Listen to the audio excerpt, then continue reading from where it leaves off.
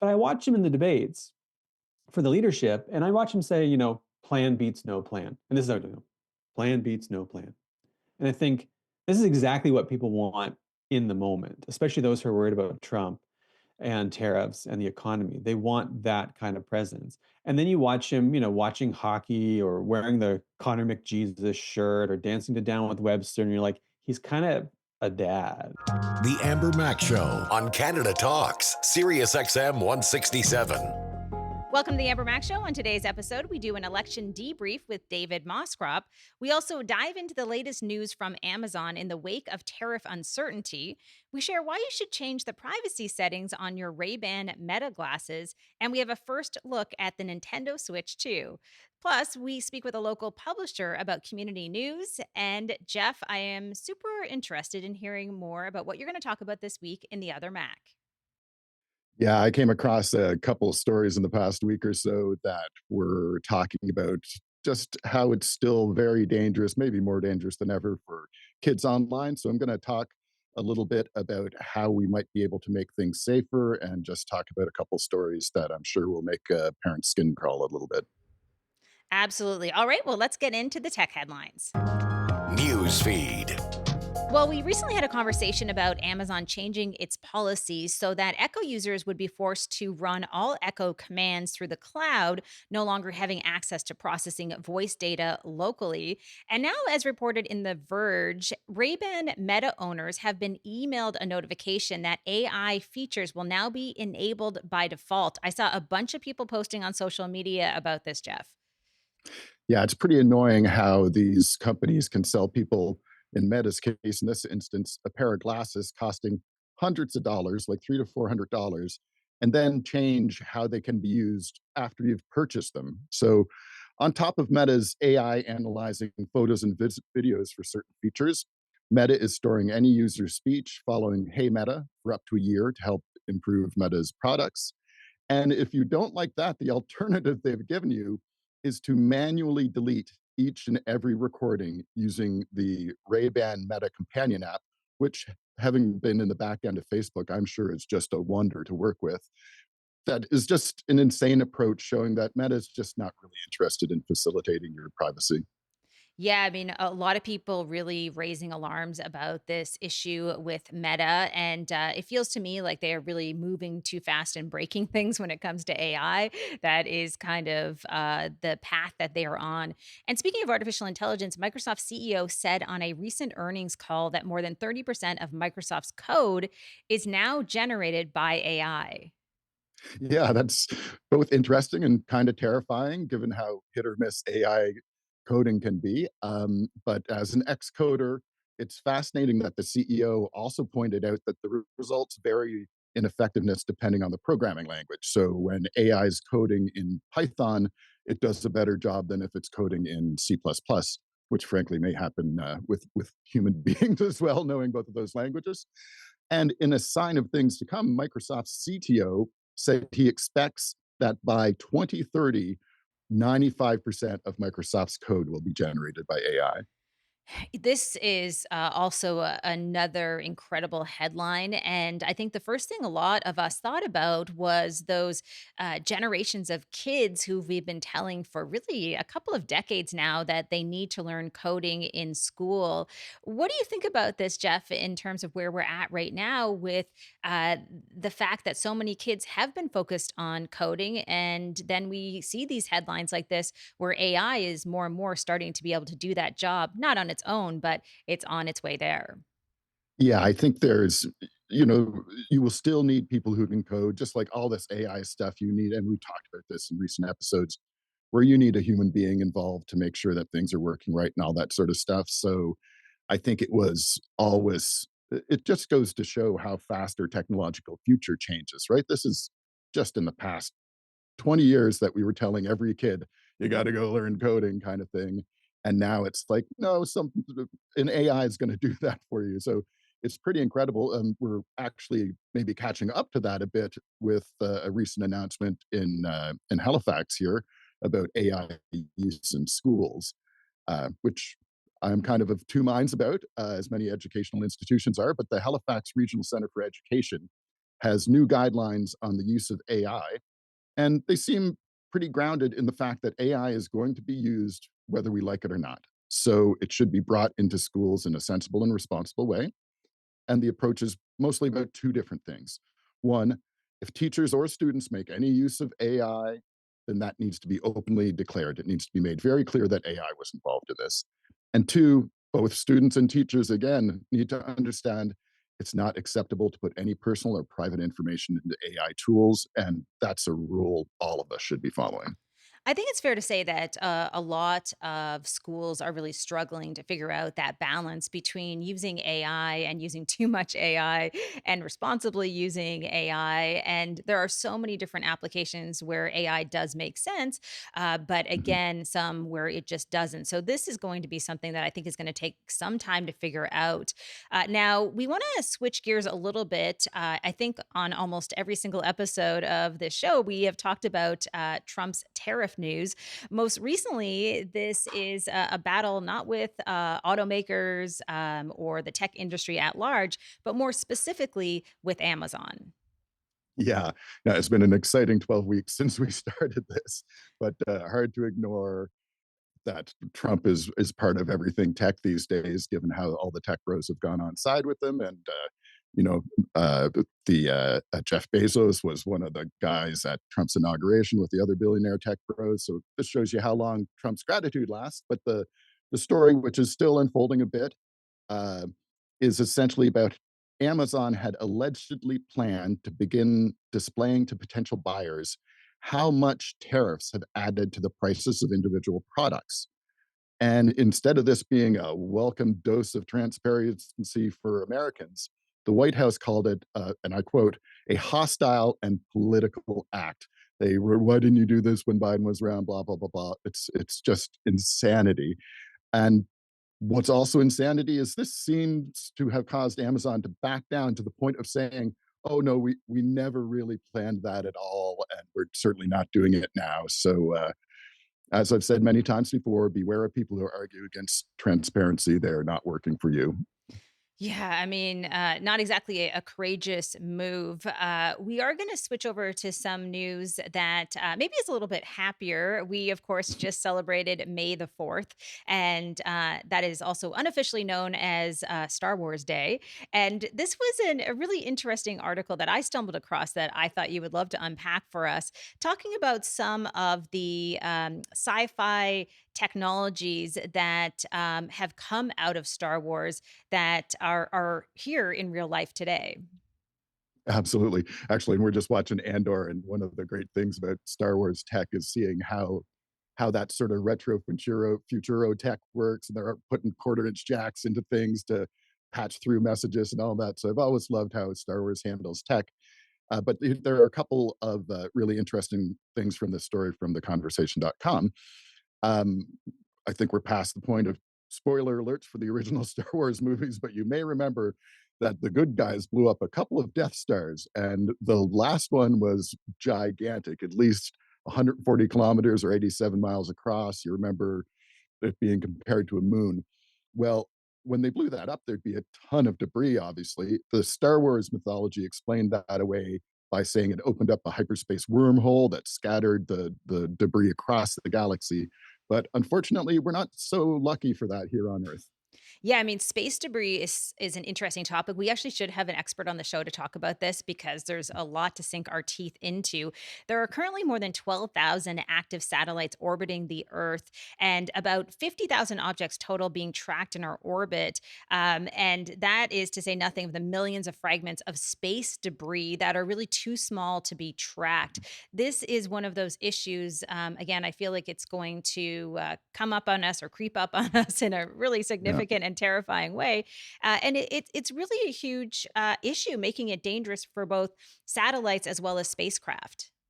Yeah, if there's a crash in space, you can have objects that are traveling thousands of kilometers per hour. So fast and dangerous. As the article says, it's becoming like trying to fly the Millennium Falcon through an asteroid field every day, which is a great comparison.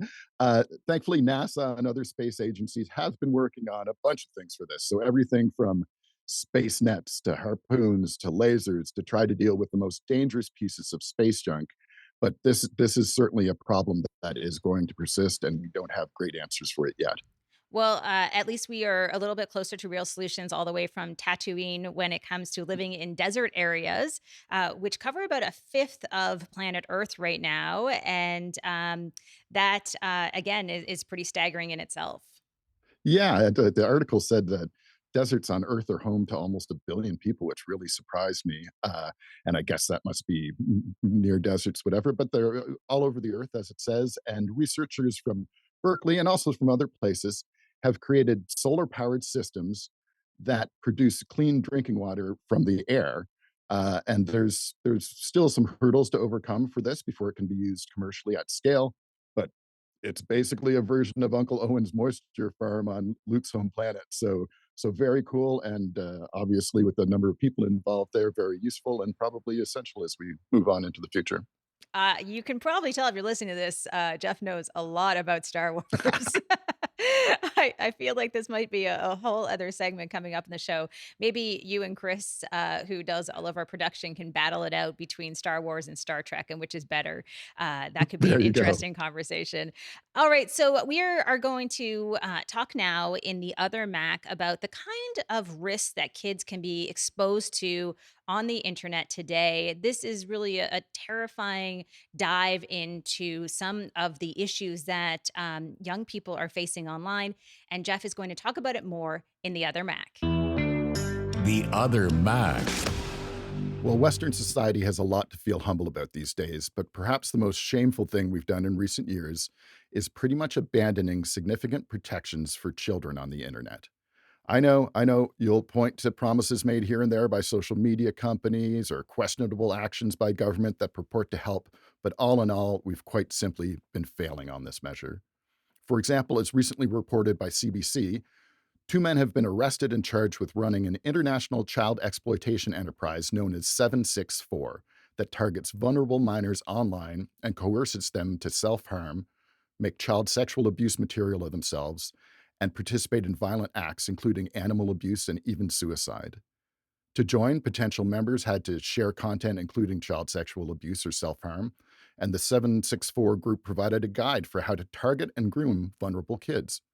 To make things even worse, some of the members of 764 are minors themselves, and the group has been forging alliances with other violent groups, promoting mass attacks, targeted killings, and leading to multiple murders. And even if we could get rid of these criminals targeting children via chats online, we'd still have so much other harmful material to deal with. For example, Wired just reported about the YouTube channel GoCat, which describes itself as a fun and exciting channel for kids. With almost 25,000 subscribers and over 7 million views, its content includes cartoon cats and minions being eaten, beaten, starved, and sexualized. Remember 2017's Elsa Gate? YouTube videos aimed at kids with characters from Frozen, Spider-Man, and Peppa Pig involved in sexual and abusive situations? Well, AI has definitely made this even worse with the ability for even the most talentless monsters out there to create horrible videos. Now, YouTube does at times address these issues, and it looks like the GoCat channel has been taken down, but the rising tide of new disturbing content just keeps on coming. So what can we do about this? Well, the first line of defense is parenting, a responsibility that's been made more difficult by other parents, peers, and even governments, making it harder than ever for parents to assert their right to know what's going on in their children's lives. Regardless, renewed vigilance by parents in terms of being aware of what their kids are doing online is likely the most powerful tool we have in our arsenals right now. Next, we've got the social media platforms, who have no real financial incentives to do anything about this, given how many parents are as addicted to social media as their kids, and most threats to abandon platforms that don't do enough to protect kids have been shown to be pretty hollow. Finally, government. Unfortunately, a great number of people in government don't understand the depth of these issues, and they may have their focus diluted by other legitimately important things. But at the end of the day, all government can try to do is to make the platforms that allow this kind of heinous activity address it themselves. So we're caught in a circle, a horrible circle. Parents are too timid about their own rights relative to their children, and so look to the government. Government is too distracted and usually too technically naive to get social media platforms to change in significant ways. And social media platforms make too much money to want to tinker with things, with some of them using that very money in turn to influence government. This is usually the part where I try to present a better solution to the problem, but there frankly isn't one. At the end of the day, the people who really cares what happens to kids are parents of those kids. And there's nobody who's going to step in to relieve us of this very challenging duty. So keep pushing social media platforms to change. Keep pushing governments to make those social media platforms change. But remember that there is no one who can protect your child from these nightmarish scenarios better than you. So be strong, be prepared for some uncomfortable conversation with your kids, but know you're doing the right thing. Thank you so much for that, Jeff. And when we return, a post election discussion with David Moscrop. The Amber Mack Show on Canada Talks, Sirius XM 167. David Moscrop is a writer, author, and host of The David Moscrop Show. Amber spoke with David about our recent election results through the lens of his tweets. Talking Tech. David, thank you so much for joining me today. I know it's been a really busy few months. How are you feeling right now with the election just wrapping up? I'm excited to not do it again for 18 months, 2 years. I mean, there's questions about how long this will last because it's a minority parliament. And the last one went 3.5 years, which was a record setter. And I'm hoping this one can give it a run for its money because I don't think anybody is keen to do this again anytime soon. So hopefully we have a nice stable parliament and we can get back to our regularly scheduled madness instead of the sort of extra dose of it. I think that a lot of Canadians probably share your feelings. I know after the election, the next day, I was absolutely exhausted, not just from staying up late, but because so much had happened over the course of such a short amount of time. I wanted to chat with you and talk about a few of your tweets, especially during the past few days. The first one I wanted to mention was on April 30th, and you retweeted a post from National News Watch that said, Mark Carney dance gives boost to Canadian band Down with Webster. And then you said a headline that would have made little sense in December. So maybe you can kind of break this down a little bit for our listeners. Wow, a lot did take place in a short amount of time. And I don't think anyone could have predicted this. Nobody could have predicted this, including the party that won, the party that lost, the man that leads the country right now, and the man that came pretty close, but not close enough to lead the country. I mean, the way I put it is go back to even January when the Liberals were down 25 points, and Justin Trudeau says on January 6th, I'm going to leave in March. Go back to the day before that. If you were in the writer's room of a show and you said, I'm going to pitch you this arc, Trudeau goes, Trump threatens Canada, cherish 51st state. This banker comes in and wins out of nowhere, having never run for a dog catcher. He wins the election after having been down 25 points 2 months earlier. People would have said, no, nobody's going to believe that. That rings untrue. It's ridiculous. But that's what happened. So it was truly just the most remarkable swing in the history of Canadian politics. And I think some of us are just still trying to make a little bit of sense of it because it was so extraordinary. You have written a lot about our democracy. Certainly, if you look at the past few weeks, what do you think about what it says about Canada? I mean, we had an election that was relatively smooth. We did deal with some misinformation and disinformation, but I don't think it was totally overwhelming. What did you come out of the election thinking? I mean, the election was interesting because it was at times a little bit nasty. You mentioned there was some information, misinformation, disinformation, which we expected and responded to in real time. The online discourse was quite polarized, although not universally. The actual election itself broke 40x percent in favor of the Liberals and Conservatives each, which was the most polarized election we've had in roughly a century. But it wasn't supremely toxic. It wasn't an indication that our institutions were collapsing, like we see in the United States, where democratic institutions are just falling down one after another. It was fine. Mostly it was fine. There was some nonsense around the debates, and we'll talk about the future of the debate commission in the months to come, I'm sure. But it was fine. And I think it signals to me that our institutions certainly aren't perfect. They certainly aren't something we should take for granted. They're at risk like anything else, but they stood up pretty well. The election was free and fair. The Conservative Party accepted that, which these days you breathe a sigh of relief when you hear, whereas you would have taken it for granted, even a couple of years ago. And we're in fine enough shape. We have really serious substantive policy problems, but the actual, mechanics of the thing itself seem to have been perfectly safe. I think throughout the election process, we heard a lot of hockey analogies. So I'm going to Yeah. use one that is fairly common in terms of skating on thin ice. And the reason I mention this is I think there were some warning signs that have come out of the past few weeks insofar as misinformation and disinformation, but also seeing how some of these big tech companies like Meta are operating here in this country. We know that news is blocked, and that's a whole other conversation. But we also know that there were some political advertisements that seeped into both Instagram and Facebook that included deep fakes, that included misinformation. To me, that served as a bit of a warning for elections to come. What do you think about what went on in terms of the social platforms during this process? That's the one area where I'm extremely nervous.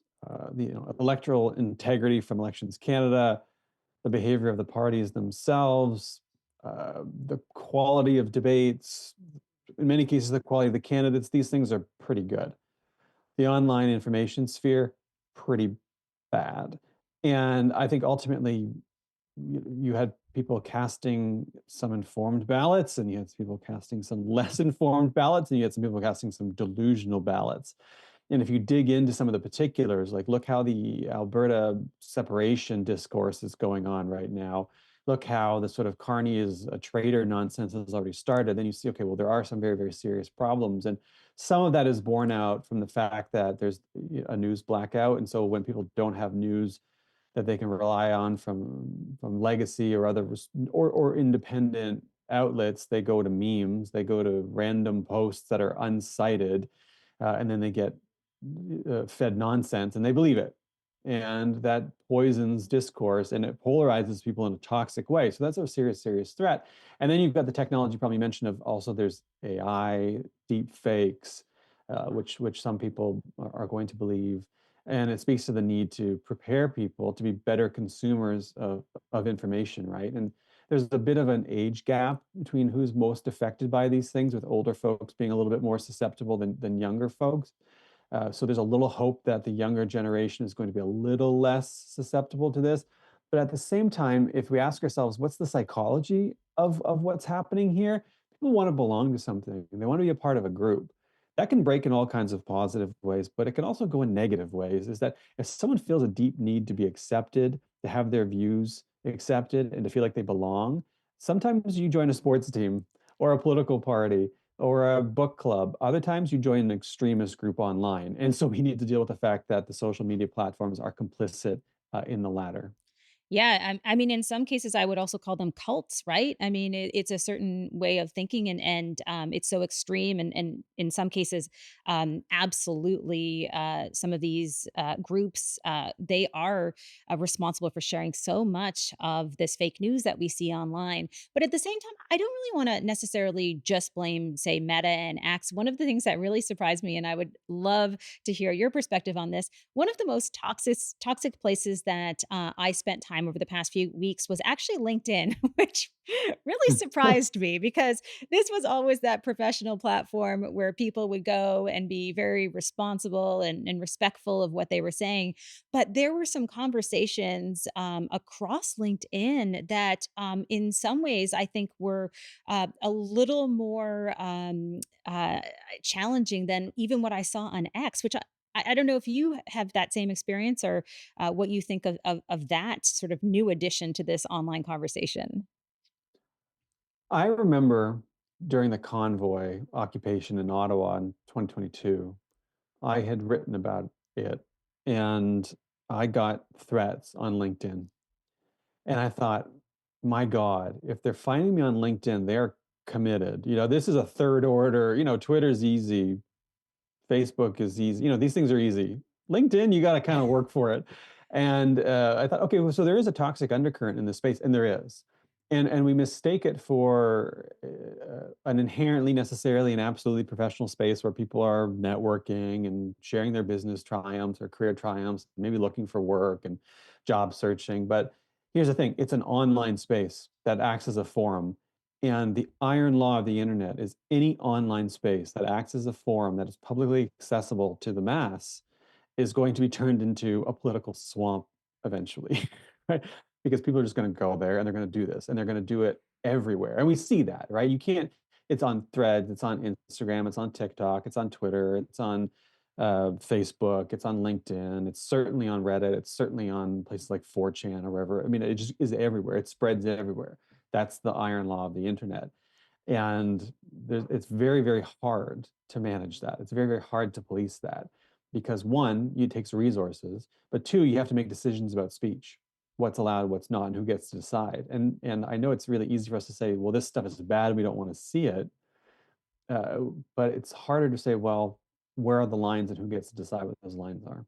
I wanted to break down a couple more tweets from you. This one I think is really interesting in that it talks about some of the challenges that Prime Minister Carney has ahead of him.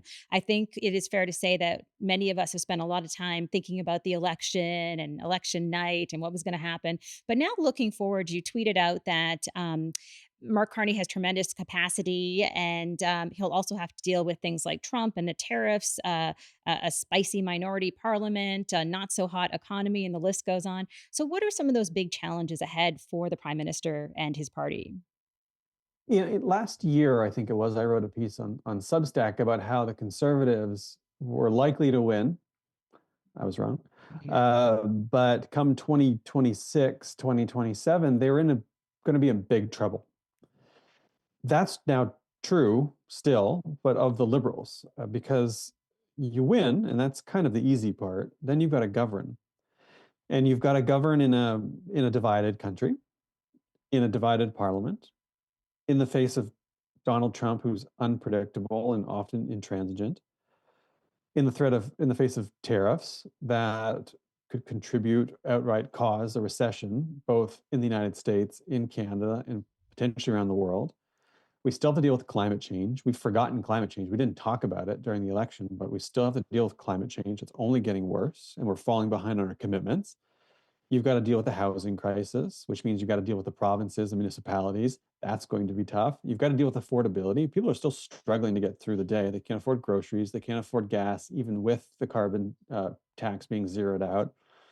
You've got to deal with the healthcare system, which again is provincial primarily, but the federal government has a major role in that. And you've got to deal with remaking the country in the face of the decline of the global hegemon and your major trading partner with whom you have a $1 trillion a year relationship. So you've got to then say, well, we've got to figure out internal trade as Carney has promised to do. We've got to figure out how to trade externally with the liberals want to look to Mercosur countries in South America more. They want to look to the United Kingdom more. They want to look to Europe more, to Asia, to Japan and Korea, South Korea. Easy to say these things, very, very hard to do it, especially when you have to bargain with other parties in parliament to pass your agenda. So I don't envy the liberals that agenda. It's extraordinarily difficult. Probably the most difficult it's been pandemic accepted in decades here. And so, all the best to them. I truly want them to succeed because I want the country to succeed, but it's just going to be tremendously difficult. When you look at that list of challenges that you cited just now, but also that were shared in that one particular tweet, if the conservatives were in power right now, what additional challenges would be on that? I think there are a couple of things. One is the leaders are different. I have my issues with Mark Carney. We fundamentally disagree about the economic world in all kinds of ways. He's a liberal and a capitalist, and I'm a socialist. He believes in the capacity of the free market to be a part of the solution. I'm not so sure, but he has tremendous capacity and acumen. He is an expert he is attuned to details. He obviously learns extraordinarily quickly. He has picked up politics, it seems, overnight. He comes off as a real human being with whom you can bargain and work. Pierre Poilievre doesn't seem like any of those things. And so I think the Liberals have an advantage in the quality of their leader, at least on the governance side. And I also think it will be easier for them to work with opposition parties in a minority parliament than it would be for the Conservatives. You know, the Bloc, the NDP, probably less keen to work with the Conservatives than they would be to work with the Liberals, even though in the past they have worked with the Conservatives. Go back to 2008, the NDP was working with Stephen Harper. They made it work. But I think there's a more of affinities shared between the Liberals in those parties and the Conservatives in those parties. So that's going to benefit them too. The cost of this, of course, is also, though, or rather, one of the constraining factors is they're the incumbent party, if not the incumbent prime minister. We have a new ministry, but the same party, and it's year 10. We're pushing to year 10, and that's a long time. So they're going to face some challenges in that people will cut them some slack. There'll be a bit of a honeymoon, but it might not last super duper long. It's interesting too. One of the things that I've been thinking a lot about, especially with the fact of the Conservatives not being in power, Pierre Poilievre not getting in. One of the things that really worried me, if he did, and if the Conservatives did, is that I think that they hate their enemies more. And to me, that is kind of a frightening scenario. Like, you sort of started to believe that, they really hated journalists, they really hated academics. There were lists of people who they seemed to despise more than maybe the Liberals hated their own enemies, and that could have Oh been yeah, hugely problematic. I was both of those things. I was an academic, and now I'm a journalist, and I'm probably not on their most favored nations list, but I think that's true. And the Liberals are slicker. They have a slicker operation at managing the media, at having relationships with academics. They're just sort of predisposed that they run it on that a slicker operation, and to their benefit, right? And I it's funny because in the last couple of days, people have gotten really mad at me on the internet because I said, I think we should find a way to let Pierre Poilievre remain in Stornoway, the official leader, the opposition leader's home, because Pierre Poilievre, strictly speaking, isn't the leader of the official opposition because you have to be in parliament to have that job, and he's not. He lost his seat. So he's the leader of the Conservative Party, but not the official opposition, which means that he actually doesn't have a right to live in Stornoway. And I said, I think he should live there. And then there was lots of talk about whether or not the Liberals should give him a quick by-election or not. And there were a lot of people saying, no, make him wait, slow walk it. Mark Carney's response was we're going to have a by-election as fast as the Conservative leader wants one to replace him to get him into Parliament. He extended him a courtesy that I think speaks a lot to who he is as a person, who Mark Carney is as a person, and a grace that maybe you wouldn't have expected the Conservatives to extend, right? And I think this means Poilievre will stay in Stornoway by extension, probably, because it's, why move someone out only to move them back in 4 months, 2 months, right? But again, I think it speaks to your point, is I'm not convinced that grace would have been extended had things been the converse, or the inverse rather. Yeah, I think we can say with certainty they probably wouldn't have been. One more question for you in terms of a tweet you sent out just before we jumped into this conversation. You said two of Carney's greatest strengths seem to be that he's not terminally online and doesn't listen to people who are. What do you mean by that? Yeah, people like me. He doesn't listen to people like me who are on the internet all day. It was a little bit of an expression of frustration that people on the internet are ridiculous. There's a certain cadre of people who spend a lot of time on the internet pushing a kind of sanctimonious purity agenda and working out the most fine-grained grievances that they seem to have been harboring for reasons I dare not speculate about for lengths of time I'd rather not know, and who don't who play out these elaborate scenarios in their mind about how things ought to be and how things should go. And then Mark Carney comes in, and he just seems like the most normal person who says, "No, that's goofy. We're going to give Polyev a by-election. We're going to work with other parties. We're not going to indulge in revenge fantasies. We're not going to do political gimmicks, although there'll be some gimmicks. We're going to face real problems with real pragmatic solutions. And as a leftist, I just think I want a left leader who's just normal and competent, who's grounded in their values deeply, who has a philosophical orientation and an ideological orientation towards the world, but who's just normal and who can speak normally, and who doesn't seem like they've come from an online community that's steeped in its own tea, if you know what I mean.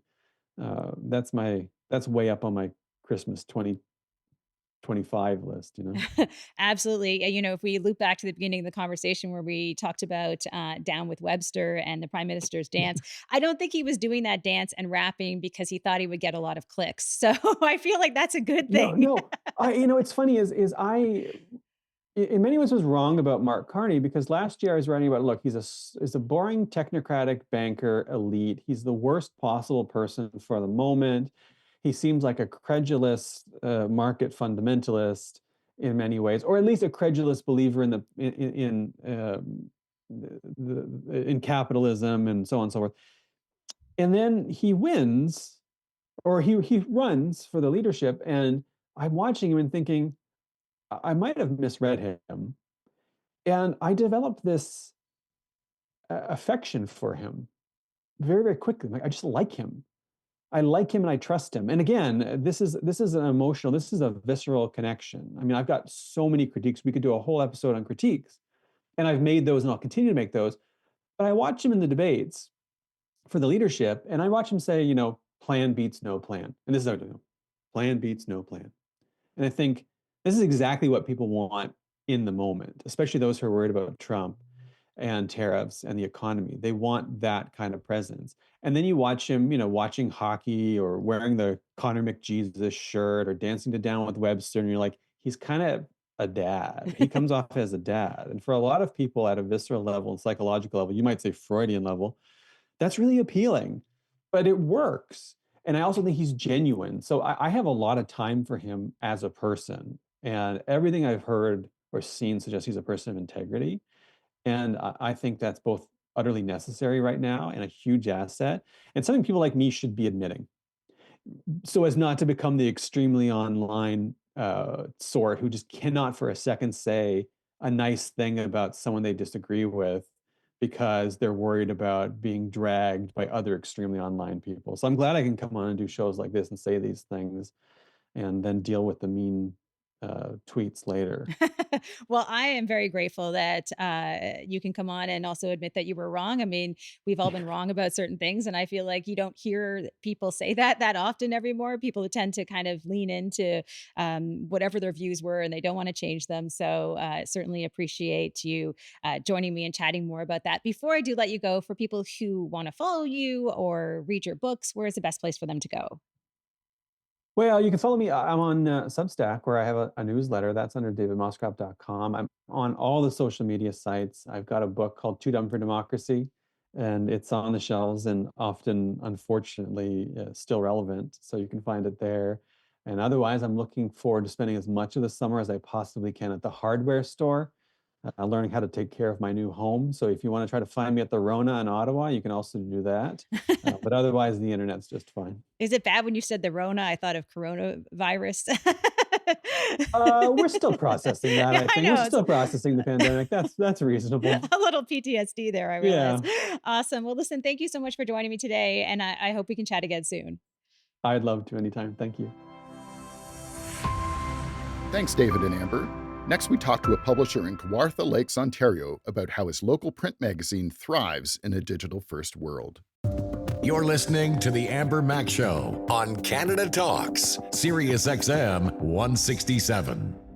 Roderick Benz is the publisher of the Lindsay Advocate, an award-winning print magazine in Kawartha Lakes, Ontario. Amber spoke to Roderick about the challenges of growing a local news business and the importance of community.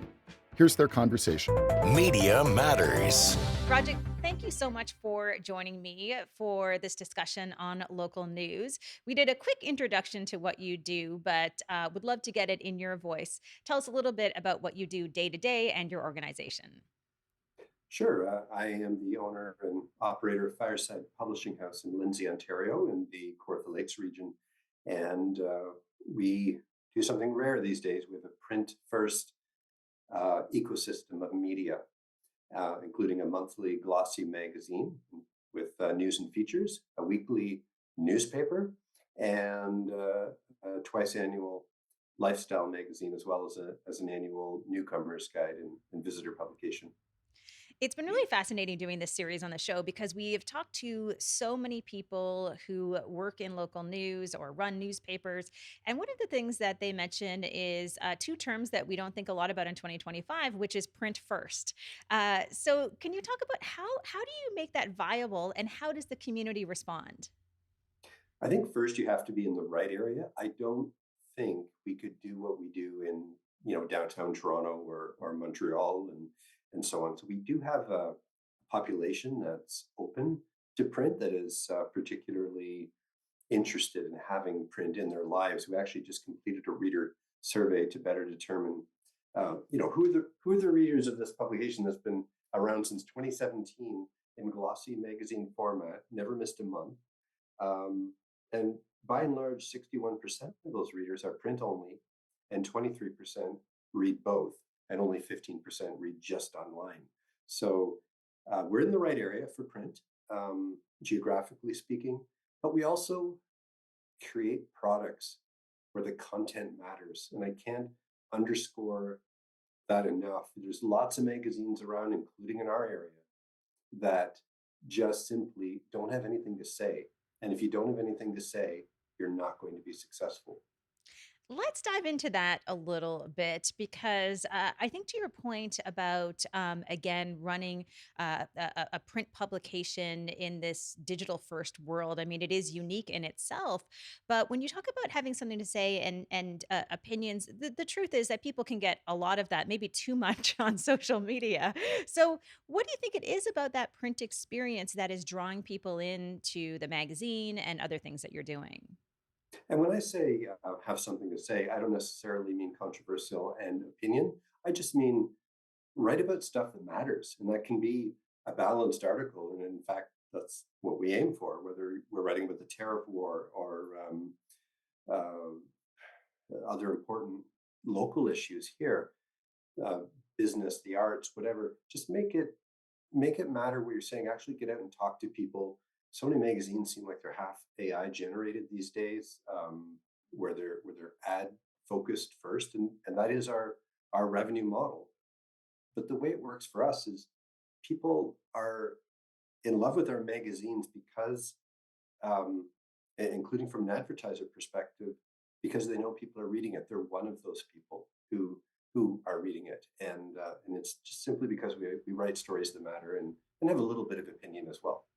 As a former journalist and someone who certainly keeps my ear close to the ground when it comes to what's happening in journalism, I would also argue that perhaps one of the reasons that people are really turning and loyal to publications like yours is that you've been able to build trust. That is really hard to do in the digital world more and more. Can you talk a little bit about the role that you play in the community as that voice of trust? You are so correct that trust is important, and print has an advantage inherently, um, with the trust factor, because if you look at studies, that's it's also how we gain advertisers. Quite frankly, is because we point out the studies consistently show that print, just by its very nature, it feels more permanent, it feels more serious, and therefore people are taking it more seriously, both the stories and the advertising content. So building trust, we do also as part of our self-imposed mandate. We hold community events, whether we're hosting debates or a panel discussion. We have plans this coming year to talk about a Meet the Writers event, or to talk about ways we can improve our community. We host stuff like that, and that engenders trust. When you zoom out a little bit from your corner of Canada and you look at the media landscape, one of the things I wanted to ask you about is the impact that big social media companies like Meta have had on local news. What is your opinion right now in terms of the state of local news? I'm worried for it, quite frankly. I'm happy we're doing well here, but as a citizen of this country, I'm definitely worried. As you talk about that, we're running the risk of losing independent voices and relying only on social media um, for our news and opinions, and even that is under siege because of the meta ban. So, strangely enough, or maybe not strangely enough, because we are print first, it hasn't had too much of an effect on us because of our status being primarily print. We did lose a lot of our following when we would share our stories and so on, and we've got to go around on that. Don't tell Meta for some of our story sharing, but by and large, we're just slowly growing that and hoping the policies change to um, have them back in the news sharing business. But we're not dependent on that, and I don't know what the answer is nationally for those communities that are deserts, as you said, that don't have a Lindsay Advocate or a Court of the Lakes weekly paper like we have. I feel for those people who aren't getting the local news that they need. So, when we think about the future of this country, and again, going back to the media landscape that we're in right now, what can people do to support local news organizations like yours? Well, there's literal support that we certainly are not afraid of asking for, and that's make a. It's not a donation because you don't get a tax receipt, but support us with a monetary some monetary help each month, whether it's $10 or $100 a year or whatever a person can afford. That's the first step to show if this matters to you, and it does to people, then show us support that way, and attend our events, be helpful in terms of news ideas, and frequent the places who are advertising with us. In some ways, as difficult as this time is for many local news and media organizations, I think it does present a bit of opportunity. I think through this series, we've seen that. We've seen some of these local news organizations that are getting really creative and innovative with their business models. We've seen some that, again, are creating content that is really just unique and provides great context to that community where people are actually living at that time. You mentioned being a little bit worried about the future of local news in this country. Is there any sort of silver lining to this disruption that we're feeling? I guess the silver lining I see is that people are even younger generations are increasingly open to print if there just are if we could find the right number of people in the right areas to revive and resuscitate some of the print publications that are needed. Um, that helps us get around anything like the meta ban. It helps us avoid the algorithms that are so obviously dividing us as a people, right? As Canadian citizens, um, I worry about that aspect of what digital media is doing to us, and even those publishers whose hearts are in the right place and trying to provide news. It's difficult online because you don't, as a reader, as a consumer of news, I'm not getting a thoughtfully curated publication as I am when I pick up a magazine. Some editor took the time to put together stories, whether it's for the Globe and Mail, Toronto Life, or wherever. Those stories were handpicked to provide me as a reader with a variety of things to read, and we're not getting that when we get our news just online, unless we really dig. There's also something that's happening, I think, right now, where some people are conflating clicks with success.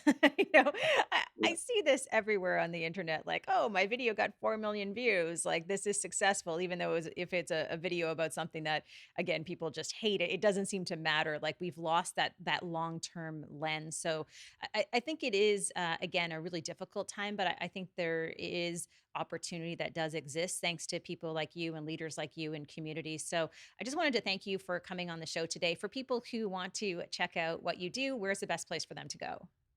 They can go to lindsayadvocate.ca and find our magazines all listed there under magazines, as well as our small weekly newspaper. Excellent. And a big shout out to Erica M, who was telling me about what you're doing and said you have to speak to Roderick. So big shout out to Erica. She is a great community leader, and you're lucky to have her in your community. Absolutely. Thank you to Erica for being an occasional columnist, and this whole community is better with her in it. Absolutely. Thank you so much for joining me. Thanks, Amber. Thanks, Roderick and Amber. You can follow the Lindsay Advocate on Instagram and visit them online to learn more. But before we go, Amber's son Ash recently went to the Nintendo Switch 2 experience in Toronto, and here's his review. Gaming Geek. I recently attended the Nintendo Switch 2 experience in Toronto. We were given hands-on access to Nintendo Switch 2 as well as all the new exclusive video games like Mario Kart World. Here are my first 3 impressions. The first time I picked up the Nintendo Switch 2, I could tell this is a high-end console. Not only does this console have a high-end 1080p resolution, which is quite an improvement from the 720p resolution that the original Nintendo Switch has. The 1080p screen features HDR capabilities and 120 frames per second, which makes the Nintendo Switch 2 more than capable of high quality and crisp gameplay. The matte finish on the console and the kickstand on the back are also welcomed aesthetic and all-around usability improvements. The last thing I'll mention is the Nintendo Switch 2 Joy-Con controllers. The new magnetic docking system for the Joy-Cons is also a stroke of design brilliance and really increases your quality of life while using the console. It also has a new feature where you can put the Joy-Cons down as a mouse with its sliding feature. The Nintendo Switch 2 comes out June 5th with a retail price of $629 Canadian. It will be available in Canada at places like the Nintendo Switch website as well as Best Buy. Thanks, Ash. That's all for today's show. If you have an idea for a news story or a guest we should interview, follow us on social media and don't forget to check out all of our video segments on YouTube. And coming up later this month, Jake Gold joins us to talk about transforming the tragically hip into a national icon. See you soon. You're listening to The Amber Mac Show on Canada Talks, Sirius XM 167.